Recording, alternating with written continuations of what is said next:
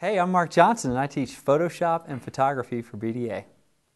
Photoshop is a tool that has kept my interest since the very beginning, and I can't tell you how many other things in my life have had such enduring value.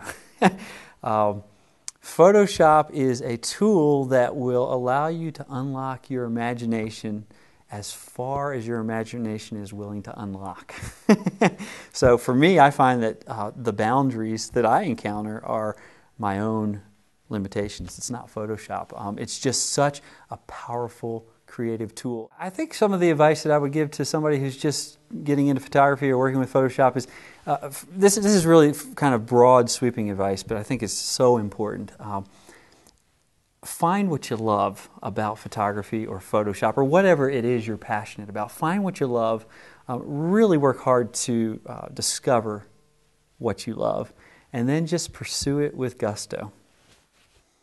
I try to teach a lot of unique and creative techniques relating to photography and Photoshop in my classes, and every now and then I'll actually get an audible response from the class. It's one of those moments where you can tell that a student or a group of students has caught on to the concept. They love the concept, they're into it, and they finally get something difficult, like say masking.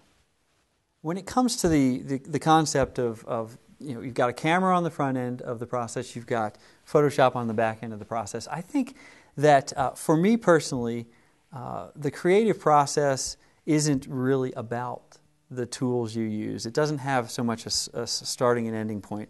I see the camera as kind of the first half of my creative process, and that's where I make a point of doing everything in camera as well as I possibly can. And then I see Photoshop as sort of this back end of the creative process where I'm able to take those photos that I captured in a very special way and shape them into exactly what I wanted. And for me, it's not so much about trying to present something that's literal. It's much more about the idea of trying to present a feeling that I experienced when I was actually in the studio or in the field with the subject.